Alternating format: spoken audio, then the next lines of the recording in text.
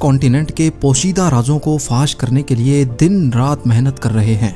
इन्होंने यहाँ चंद ऐसी चीजें भी तलाश की हैं जिनको देखकर साइंस भी हैरान रह जाती है। और आज आप देखेंगे एंटार्क्टिका की बर्फ के अंदर से मिलने वाली चंद हैरत अंगेज चीजें। तो आइए शुरू करते हैं।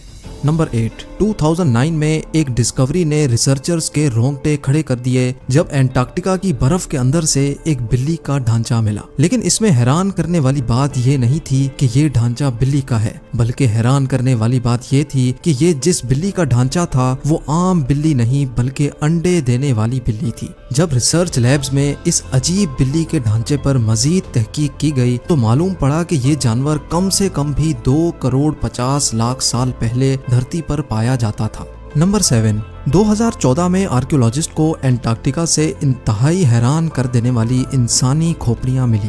पहली हैरानी की बात यह थी कि एंटार्क्टिका में ये मिलने वाली पहली इंसानी खोपड़ियां थी, और दूसरी हैरानी की बात इन खोपड़ियों की शेप थी। जी हाँ, नॉर्मल खोपड़ियों के मुकाबले में ये खोपड़ियां काफी अलग दिखती थीं क्योंकि इनके सर जरूरत से भी ज्यादा बाहर निकले हुए थे। साइंसदानों का मानना था कि खोपड़ियों की ऐसी शक्ल बचपन से ही अजीब आदतों की वजह से बनती है, और ये आदतें हजारों साल पहले एंशिएंट सिविलाइजेशन में अपनाई जाती थीं। इस तरह की खोपड़ियां आर्कियोलॉजिस्ट को इजिप्ट और पेरू से भी मिल चुकी हैं। तभी उनका शक है कि शायद हजारों साल पहले एंटार्क्टिका में भी लोग बसते थे और उनका कुछ न कुछ रिलेशन एंशिएंट इजिप्ट सिविलाइजेशन से जरूर होगा।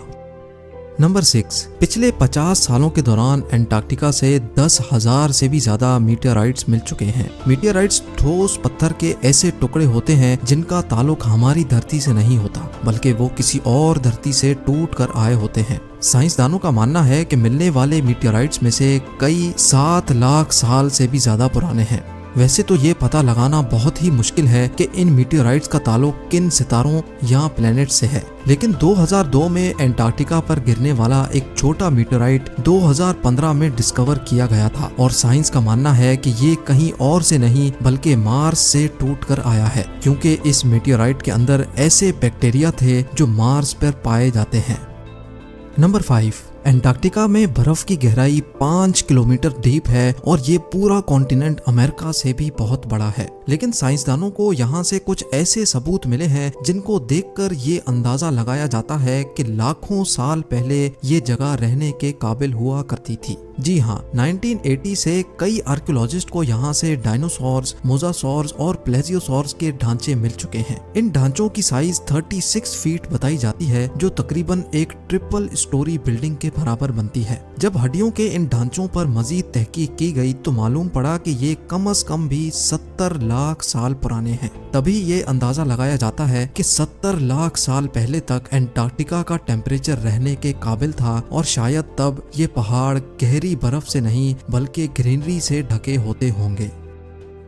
नंबर 4, वाटरफॉल्स तो हम सबने कई बार देखे हैं, लेकिन एंटार्क्टिका में टेलर ग्लेशियर के मकाम पर एक पॉइंट ऐसा भी है जहां वाटरफॉल नहीं बल्कि ब्लड फॉल होता है। 1911 में टेलर नामी एक साइंटिस्ट ने पहली बार इस ब्लड फॉल को डिस्कवर किया था। कई सदियों तक यही माना जाता था कि वाकई इस ग्लेशियर के अंदर से खून बहता है, लेकिन मॉडर्न साइंस ने जब इस पर मजीद रिसर्च की तब उनको जो मालूम पड़ा वो इससे भी ज्यादा हैरत अंगेज था। जी हाँ, मालूम पड़ा कि इस ग्लेशियर के नीचे एक बहुत बड़ा पानी का डैम है, लेकिन इसमें मौजूद पानी की खास बात यह है कि इसमें सी वाटर से भी 3 टाइम्स ज्यादा सॉल्ट है, जिसकी वजह से ये फ्रीज नहीं होता। साथ साथ इस पानी में पहाड़ों से निकलने वाला आयरन भी मौजूद है। किसी एक पॉइंट से जब ये पानी ग्लेशियर से बाहर निकलने की करता है तो हवा में मौजूद ऑक्सीजन पानी के आयरन से मिक्स होकर आयरन ऑक्साइड बन जाता है और उसका कलर रेड हो जाता है, और इसी वजह से हमें ये पानी रेड कलर का दिखता है। नंबर 3, ब्लड फॉल ग्लेशियर के नीचे मौजूद पानी में साइंसदानों को एक और हैरान करने वाली चीज भी मिली। पानी में टोटल 17 टाइप्स के बैक्टीरिया भी पाए गए, जिनको जिंदा रहने के लिए ऑक्सीजन और सनलाइट की भी जरूरत नहीं होती। एक्सपर्ट्स का मानना है कि ये बैक्टीरिया की ऐसी किस्म है जो ऐसे प्लैनेट्स पर पाई जाती है जहाँ पर ऑक्सीजन और सनलाइट का नामो निशान तक नहीं होता। लेकिन ये बैक्टीरिया हमारी धरती पर कैसे आए, ये राज अभी भी पोशीदा है। नंबर 2, हालांकि पूरा एंटार्क्टिका बर्फ से भरा हुआ कॉन्टिनेंट है, ये देखकर सबको यही लगेगा कि यहाँ पानी की कमी होना मुमकिन नहीं है। लेकिन आपको ये जानकर हैरत होगी कि हमारी धरती पर अगर कोई सबसे ज्यादा खुश्क यानी ड्राई जगह है तो वो भी एंटार्क्टिका में ही मौजूद है।